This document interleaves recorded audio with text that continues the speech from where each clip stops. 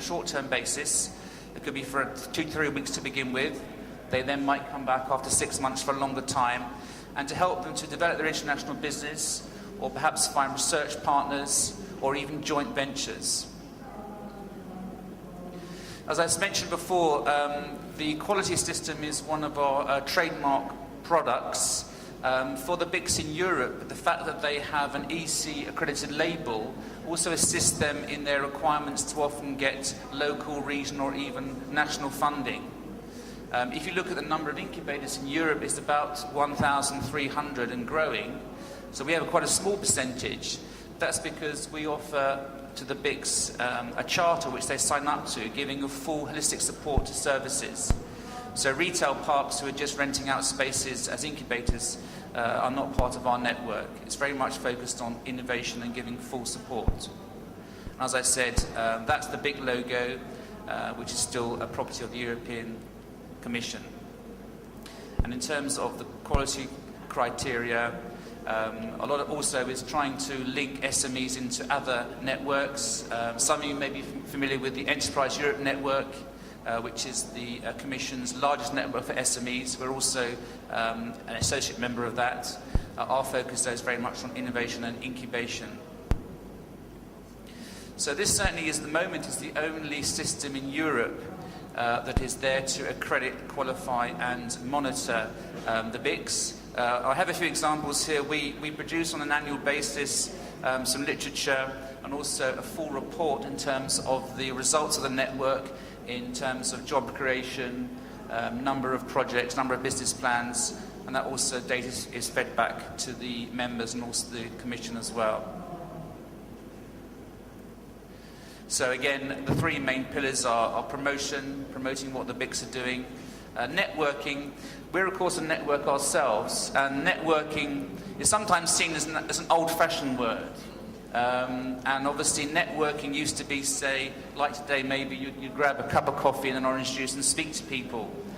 Whereas now I think it's become much more important in the fact that when people come to meetings like this, they want to go away with something concrete.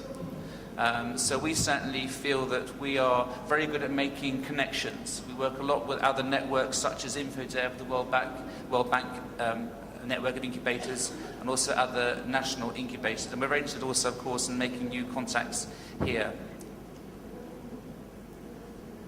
I think I'll split that one as obviously time is against us slightly. I want to just speak about 2 other things very quickly.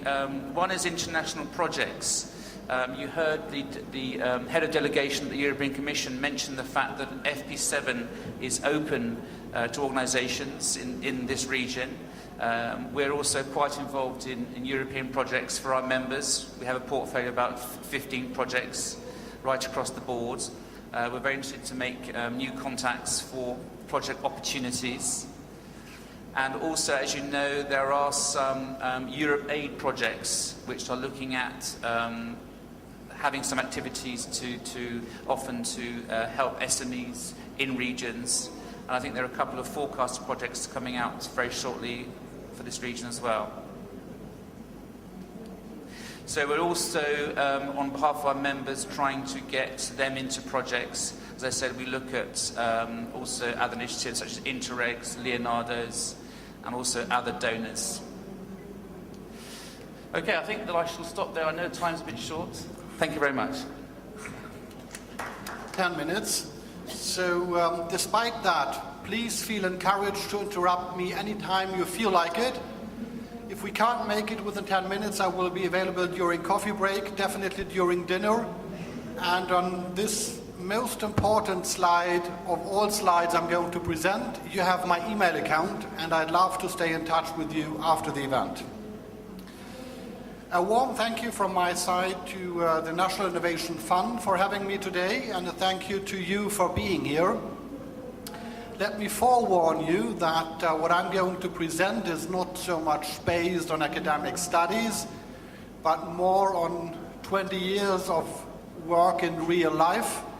As a co-founder of the Inno Group, I've been engaged from day one in serving as a consultant and process facilitator in helping our clients to achieve attractive return on investments into knowledge And as a CEO of a seed capital company called More Invest, I have to deal with and to fight with the challenges that SMEs have today, more or less on a daily basis.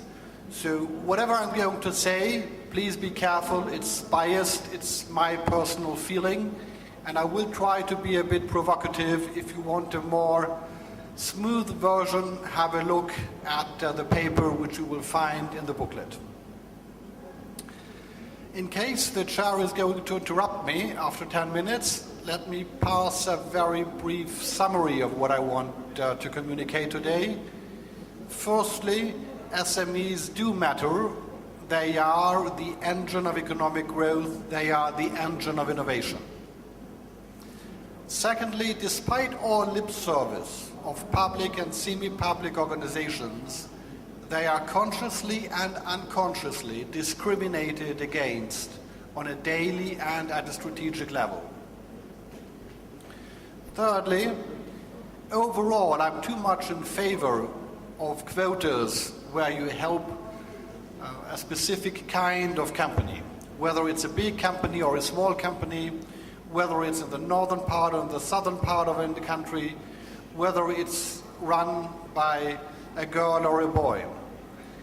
So generally, I think you can help SMEs the most if you get rid of the challenges of business in general, because they hinder the business of SMEs in particular.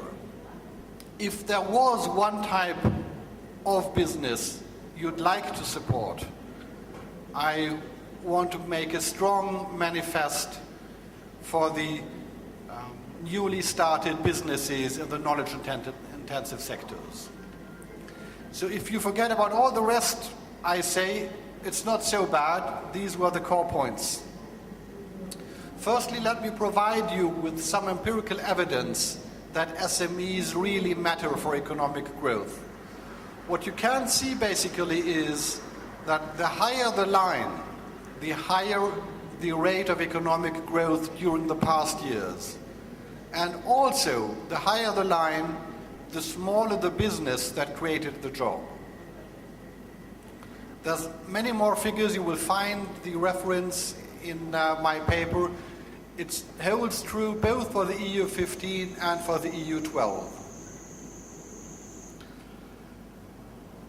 Although many representatives from the public and semi-public world say, yeah, that might be true, small and medium-sized enterprises are systematically discriminated against, for instance, by our education system.